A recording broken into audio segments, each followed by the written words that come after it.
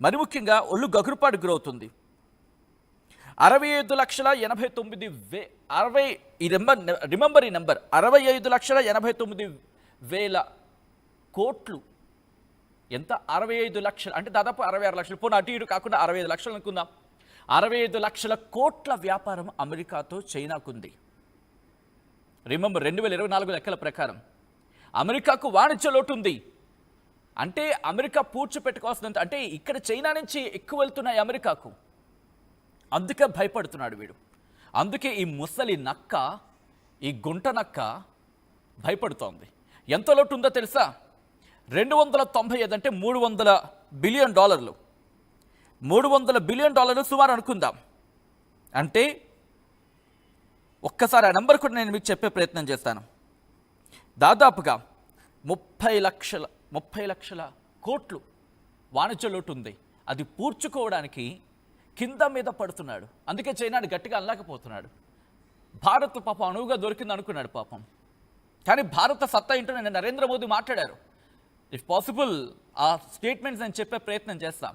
ఆయన ఏం మాట్లాడారంటే, నిన్న గుర్తుపెట్టుకో, ఆయన ఎక్కడ డైరెక్ట్గా ట్రంప్ పేరు తీయలేదు. ఆల్రెడీ భారత్ ఇచ్చింది, ఇప్పుడు చైనా ఇచ్చింది. భారత్ మరి ముఖ్యంగా నిన్న ప్రధాని నరేంద్ర మోదీ మాట్లాడుతూ, ఇటు మా ఫిషరీస్కి, మత్స్యకారులకు సంబంధించి కావచ్చు, పశుపోషణ విషయంలో కావచ్చు, వ్యవసాయ విషయంలో కావచ్చు, మేము భయపడేదే లేదు. నువ్వు చెక్మేట్ పెట్టే ప్రయత్నం చేసింది దీనికి కాదా? నీ వ్యవసాయ రంగ ఉత్పత్తులను ఇక్కడ దించుదాం అనుకోలేదా? నువ్వు బూచిగా రష్యన్ ఆయిల్ చెప్తావా? బుర్ర ఉందా నీకు? అసలు బుర్ర పనిచేస్తోందా? 75 ఏళ్ళు వచ్చాయి. ఏం చేస్తున్నట్టు మళ్ళీ అధ్యక్షుడిగా నువ్వు? చైనాను నమ్మచ్చు అని ఒక ప్రశ్న ఉందించే ప్రయత్నం చేస్తుంది ఆర్టీవీ. ఎస్పెషలీ ఈ స్పెసిఫిక్గా దీని గురించి మాట్లాడుకుందాం. నేను ఎప్పుడు అంటూ ఉంటాను ఒక మాట, మన ఇంట్లో గొడవ వచ్చింది అనుకుందాం, ఇంట్లో చూసుకుంటాం, అంతే కదా. ఊరి మీద వెళ్ళి అరుచుకున్నాం అనుకోండి, ఏం జరుగుతుంది? మన ఇంటి పరువే పోతుంది. కాబట్టి ఇప్పుడు ఈ సిచ్యువేషన్లో మన పక్కన ఉంది చైనా, ఉంది పాకిస్తానా, అదొక ఏమంటారు, ఎండిపోయిన పరోటా ఉంటుంది కదా, అలాగే ఉంటుంది అది.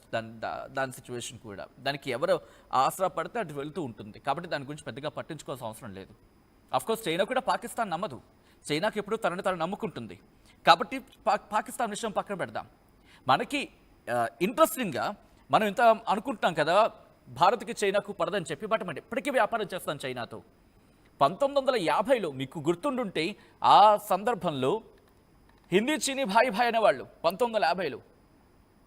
సో అటువంటిది సిచ్యువేషన్ స్టార్ట్ అయింది.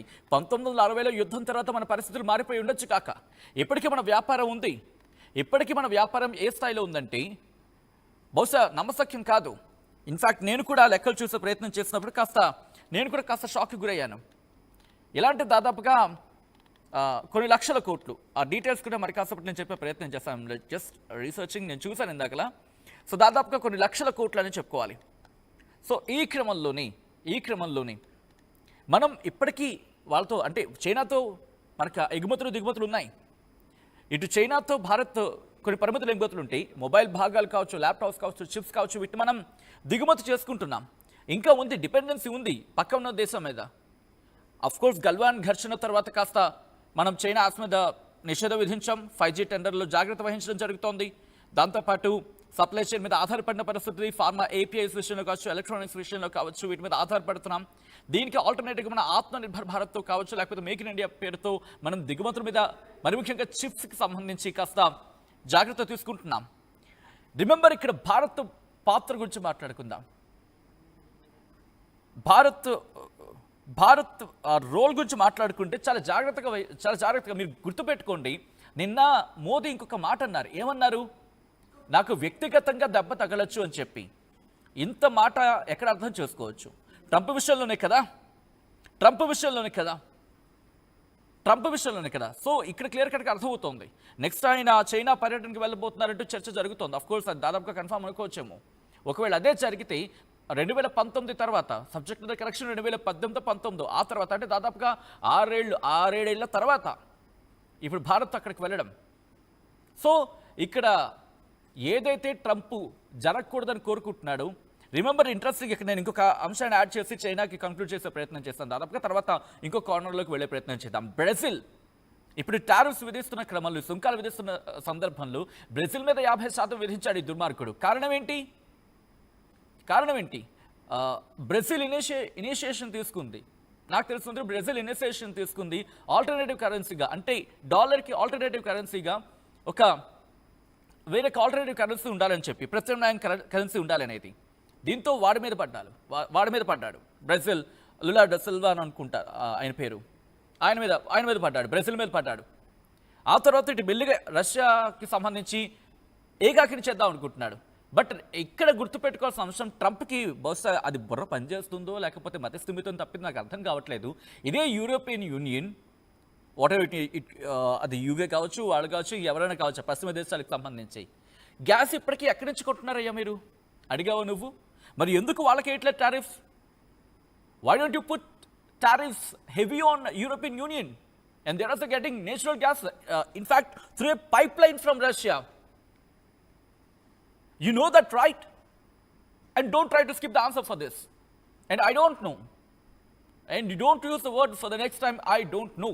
If you don't know, then keep quiet. If you know, then answer. And I never ever use the word I don't know, Mr. Trump. If you don't know, keep quiet. We used to say in our classrooms when we are in around primary classes, keep finger on your mouth. It's better to do if you can follow that. నువ్వు ఒకవేళ ప్రయత్నం చేయగలిగితే అది చెయ్యి. Note మీద వేలేసుకుని కూర్చో. నీ దేశం సంగతి నువ్వు చూసుకో. Make America great again. MAGA, it's not MAGA, it's మామా.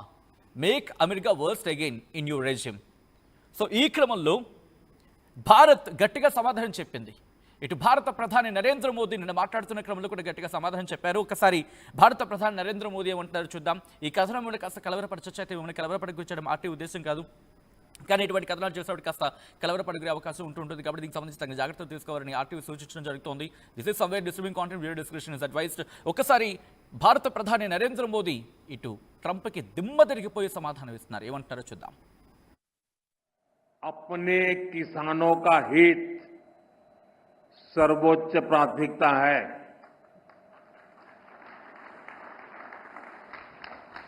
भारत अपने किसानों के, पशुपालकों के और मछुआरे भाई बहनों के हितों के साथ कभी भी समझौता नहीं करेगा।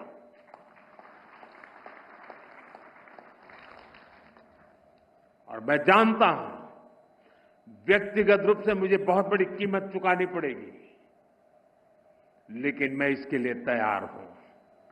मेरे देश के किसानों के लिए, मेरे देश के मछुआरों के लिए, मेरे देश के पशुपालकों के लिए आज भारत तैयार है। अपने किसानों का हित सर्वोच्च प्राथमिकता है।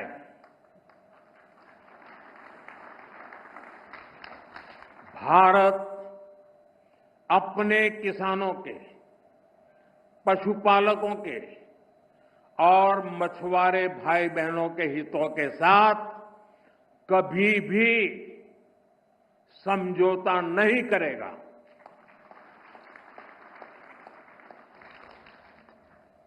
और मैं जानता हूं व्यक्तिगत रूप से मुझे बहुत बड़ी कीमत चुकानी पड़ेगी, लेकिन मैं इसके लिए तैयार हूं।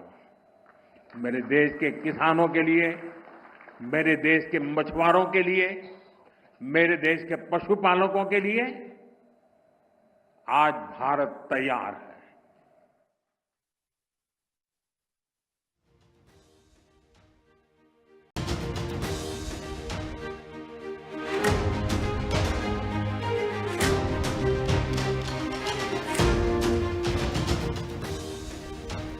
సాధారణంగా ఒక మాట వినిపిస్తూ ఉంటుంది, మనం దేనికైతే భయపడుతూ ఉంటామో అదే జరిగే అవకాశం ఉంటుందని చెప్పి కదా.